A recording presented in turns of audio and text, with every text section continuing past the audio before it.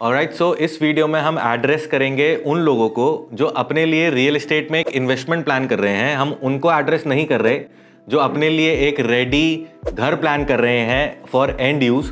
क्योंकि जिन लोगों को रेडी घर एज एंड यूज़ चाहिए उन लोगों को पता है कि उनको किस रेंज में चाहिए, किस लोकेशन में उनको प्रेफरेंस है, कितना बड़ा उनको घर चाहिए। ये फिल्टर्स लगा के उनको आइडेंटिफाई हो जाता है इजीली ऑलरेडी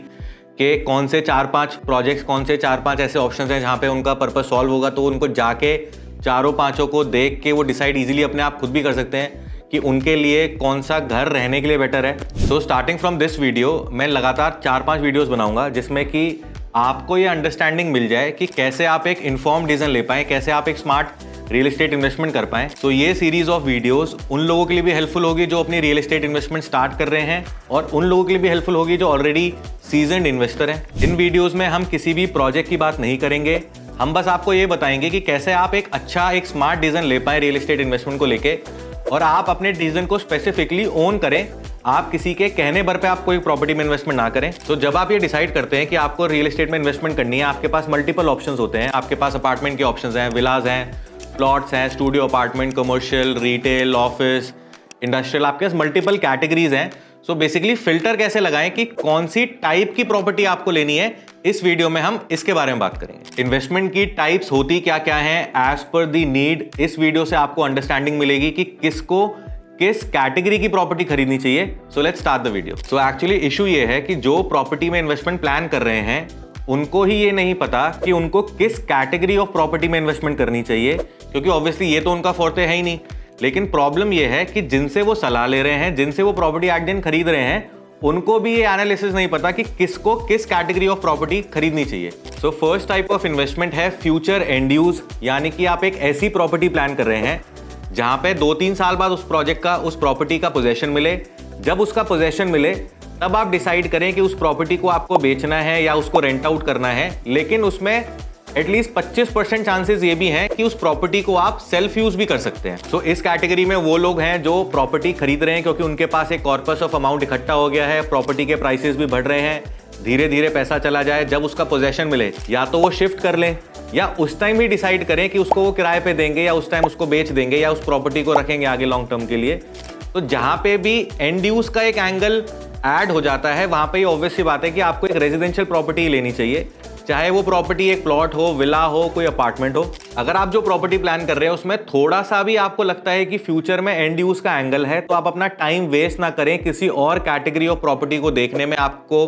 कमर्शियल, इंडस्ट्रियल या किसी भी और कैटेगरी को देखने की जरूरत ही नहीं है। इनफैक्ट अगर आपका शहर डिसाइडेड भी नहीं है कि आपको किस शहर में परमानेंटली शिफ्ट करना है, अभी आप गुड़गांव में काम करते हैं, आपको ऐसा लगता है कि आप इन फ्यूचर शायद नोएडा आ जाएं, पुणे चले जाएं, बैंगलोर चले जाएं, आउट ऑफ इंडिया चले जाएं, तब भी इस कैटेगरी के लोगों को जिनकी इस तरह की नीड है उनको एक रेजिडेंशियल प्रॉपर्टी लेनी चाहिए। चाहे आप अभी गुड़गांव में रहते हैं लेकिन आपके बजट के अकॉर्डिंगली या आपके रिक्वायरमेंट के अकॉर्डिंगली आपने नोएडा में एक अपार्टमेंट ले लिया, आप गुड़गांव में अभी रेंट पे ही रह रहे हैं, लेकिन जब उस प्रॉपर्टी का नोएडा में आपको एक तो लेवरेज मिल गया, आपको टाइम मिल गया पेमेंट करने का 2-3 साल का, जब उसका पोजेशन मिला तब आपने इनफैक्ट उसको रेंट आउट कर दिया। रेंट आउट करने के बाद, पोजेशन के बाद भी 4-5 साल बाद आपने डिसाइड किया कि अब तो आपको परमानेंटली पुणे शिफ्ट करना है फॉर एग्जांपल, तो आप एटलीस्ट उस साइकिल में एंटर तो कर गए जो रियल एस्टेट का एक अपवर्ड ट्रेजेक्टरी का एक साइकिल चल रहा है जहां पे प्राइसेस काफी तेजी से इंक्रीज कर रहे हैं। सो दैट कि जब आप एक फाइनली एक डिसाइड कर लें कि जिस शहर में आपको शिफ्ट करना है, आपने जो प्रॉपर्टी नोएडा में खरीदी उसको बेच के आप पुणे में दोबारा खरीद तो पाएंगे क्योंकि आप उस साइकिल में एंटर तो कर गए। तो सेकंड टाइप ऑफ इन्वेस्टमेंट हो सकती है कि आपका एंड यूज का कोई एंगल ही नहीं है, आपके पास ऑलरेडी रहने के लिए अच्छी जगह है,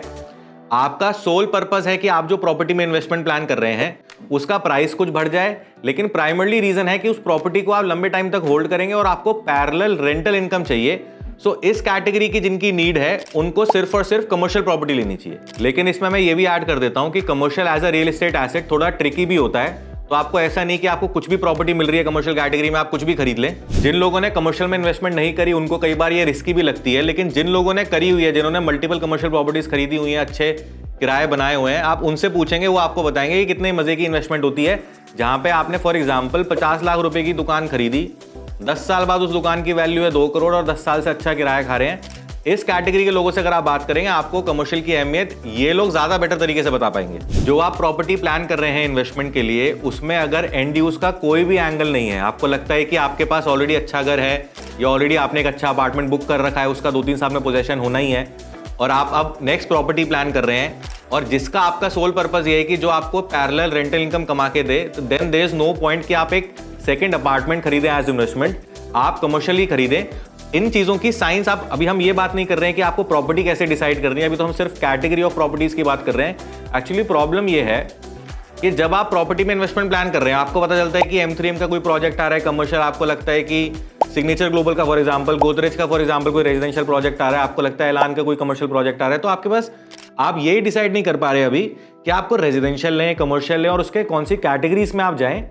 प्रॉपर्टी तो आप बाद में डिसाइड करेंगे, अभी तो हम सिर्फ कैटेगरी ऑफ रियल एस्टेट की बात कर रहे हैं। मैं आपको एक रफ एग्जांपल से बताता हूं। मैं बहुत लोगों को ऐसे जानता हूं जिन लोगों ने एक छोटा सा ऑफिस खरीद रखा है नोएडा में, सेक्टर 62 में, 40-50 हज़ार रुपए किराया वहां से आ रहा है। एक छोटी सी दुकान खरीद रखी है नोएडा में जहां से उनको 40-50 हज़ार रुपए किराया आ रहा है। आपको पता नहीं है कि अगर उनकी लाख 2 लाख रुपए की सैलरी है, अगर उनको लाख रुपए का उन्होंने किराया बना लिया ओवर द पीरियड ऑफ 3-4-5 साल, उनकी लाइफ कितनी ईजी हो जाती है। एक 2 बेडरूम फ्लैट जहां से 25 हज़ार रुपए किराया आ रहा है, 2 कमर्शियल प्रॉपर्टीज जहां से आपको 70 हज़ार 1 लाख रुपए किराया आ रहा है, इस तरह का रियल एस्टेट पोर्टफोलियो आराम से वो लोग क्रिएट कर सकते हैं 3-4 साल में, जिनका monthly house hold income 3-4 lakh रुपए हो। और मैं ये भी ऐड कर देता हूं कि कमर्शियल प्रॉपर्टी का मतलब सिर्फ दुकान या ऑफिस स्पेस नहीं होता, इनफैक्ट इंडस्ट्रियल भी एक बहुत अच्छा रियल एस्टेट एसेट है। अब जिन लोगों का एंड यूज वाला एंगल सॉर्टेड है, मतलब अच्छे घर में रह रहे हैं, अच्छा एक घर बुक भी कर लिया है, कल को अपग्रेड करना चाहेंगे या नेक्स्ट जनरेशन को देना चाहेंगे तो उस तरह का ऑप्शन भी ऑलरेडी ले रखा है, रेंटल वाला एंगल भी सॉर्ट कर लिया है, मल्टीपल फ्लैट्स हैं, मल्टीपल दुकानें हैं, मल्टीपल कमर्शियल प्रॉपर्टीज़ हैं जहाँ से उनको अच्छा किराया आ रहा है, फिर भी शौक है रियल एस्टेट में इन्वेस्टमेंट करने का, या आप बोल लीजिए कि और उतना पैसा कमा रहे हैं कि उतना पैसा इकट्ठा हो जाता है और रियल एस्टेट में और डालना चाहते हैं। अब इसमें एक कैटेगरी के लोग तो ये हैं ही कि जिनको रजिस्ट्रियाँ इकट्ठी करने का शौक है, जिनको रियल एस्टेट से प्यार है। बहुत लोग हैं ऐसे जिनको मैं जानता हूँ जिनका सब चीज़ सॉर्ट होने के बाद भी फिर भी और प्रॉपर्टीज़ खरीद रहे हैं क्योंकि उनको इकट्ठी करने का शौक है कि मल्टीपल प्रॉपर्टीज़ हो उनके पास, तो वो प्लॉट्स भी खरीद रहे हैं और अपार्टमेंट्स भी खरीद रहे हैं, फार्म हाउसेस भी खरीद रहे हैं। लेकिन मैं उन लोगों को ये बोलूँगा कि अब उनको एक्टिव इन्वेस्टर की तरह आ जाना चाहिए मार्केट में, इसको अपना एक साइड बिजनेस बनाना चाहिए। लेकिन मैं उन लोगों को नहीं बोल रहा जो अपनी फर्स्ट टाइम सेकंड प्रॉपर्टी खरीद रहे हैं, मैं उन लोगों को बोल रहा हूँ जो सीजन्ड इन्वेस्टर बन चुके हैं, अब उनको शॉर्ट टर्म ट्रेडिंग की तरफ आना चाहिए। लेकिन let me be very clear, short term trading real estate में महीनों में नहीं होती, सालों में ही होती है। एटलीस्ट आप मान के चलें कि आप प्रॉपर्टी खरीदने और बेचने का जो ड्यूरेशन हो एटलीस्ट 2 साल तो एटलीस्ट हो। हाँ, लेकिन कई बार ऐसी अपॉर्चुनिटी आ जाती है जहां आप कोई प्रॉपर्टी खरीदते हैं, आप महीनों में शायद 2 महीने बाद 4 महीने बाद बेचते हैं, आपको अच्छा एप्रिसिएशन मिल जाता है, लेकिन वो एक तुक्के वाली बात हो गई। जेन्युइन रियल एस्टेट अगर शॉर्ट टर्म ट्रेडिंग की कोई प्लान कर रहा है तो उसका होराइजन एटलीस्ट 2-3 साल का होना चाहिए। अब जिन लोगों का purpose short term real estate trading है, मतलब प्रॉपर्टी खरीदें उसको कुछ टाइम बाद बेचें, वो प्लॉट की भी जानकारी रखें, वो अपार्टमेंट्स की भी रखें, रेडी टू मूव इन की भी रखें, in fact under construction, pre launch, commercial, it can be anything, depends on the right opportunity at that point of time. इस कैटेगरी की रिक्वायरमेंट वाले लोगों को मैं 2 चीजें बोलूंगा। एक तो ये कि इसको आप एक साइड बिजनेस की तरह ट्रीट करें, मतलब आप सुपर एक्टिव रहें मार्केट में, क्या प्राइसिंग चल रहा है हर category of real estate asset का, प्लस इसके अंदर आप जो भी प्रॉपर्टी खरीदें, चाहे उस प्रॉपर्टी का प्राइस ज्यादा बढ़े कम बढ़े, सबसे इंपॉर्टेंट फैक्टर है कि आप जो प्रॉपर्टी खरीदे वो हाईली लिक्विड प्रॉपर्टी होनी चाहिए, मतलब जब आप उसको बेचना चाहें वो बिक जाए, चाहे उसमें कम एप्रिसिएशन मिले चाहे ज्यादा एप्रिसिएशन मिले। सो ओवरऑल ये 3 तरह के ही गोल सेट हैं। आप अपना नीड आइडेंटिफाई करें, आप जो प्रॉपर्टी खरीद रहे हैं उससे आप चाहते क्या है, फिर आप ये डिसाइड करें कि आपको किस टाइप का कैटेगरी ऑफ रियल एस्टेट खरीदना है। प्रोजेक्ट का डिस्कशन तो उसके बाद की बात है, लेकिन एक चीज मैं बहुत क्लियरली बोलूंगा कि आप चाहे किसी भी कैटेगरी की प्रॉपर्टी खरीदें, आप उसको जुए की तरह ना करें कि आप एक 2 करोड़ की प्रॉपर्टी 50 लाख रुपए के आपका कॉर्पस है, आपको पता है कि फ्यूचर में 3 साल बाद आपको और पैसा मिलना भी नहीं है, आपका बचना नहीं है, बट आपने 2 करोड़ की प्रॉपर्टी सिर्फ पेमेंट प्लान की वजह से खरीद लिया, आपके पास थे ही 50 लाख रुपए। ऐसा मैं किसी को सजेस्ट नहीं करूंगा। फ्यूचर में शायद आपकी नीड, आपकी रिक्वायरमेंट, आपके गोल्स चेंज भी हो जाएं, लेकिन खरीदते टाइम आपको एटलीस्ट ये पता होना चाहिए कि आपको उस प्रॉपर्टी से चाहिए क्या, क्योंकि अपनी वीडियोस में मैं पहले भी बोल चुका हूं कि जिस टाइम आप प्रॉपर्टी खरीदते हैं, जिस रेट में खरीदते हैं, तभी डिसाइड हो जाता है कि आप उस प्रॉपर्टी में कितना पैसा कमाएंगे। सो आई होप इस वीडियो से आपको एक इन्फॉर्म्ड डिसीजन लेने में हेल्प मिलेगी। इस सीरीज की नेक्स्ट वीडियो हम बनाएंगे जिसमें हम बात करेंगे प्रोपेगेंडा इन रियल एस्टेट के बारे में। आप इस सीरीज ऑफ वीडियो जो हम अगली 4-5 वीडियोस बनाने वाले हैं, जो भी लोग रियल एस्टेट में इन्वेस्टमेंट प्लान कर रहे हैं, जिस भी तरह के कंफ्यूजन हैं वो सारे खत्म होने वाले हैं। अगर आपको ये वीडियो अच्छा लगा, make sure you like this video and subscribe to our channel as well. So that was it for today. Will see you next time.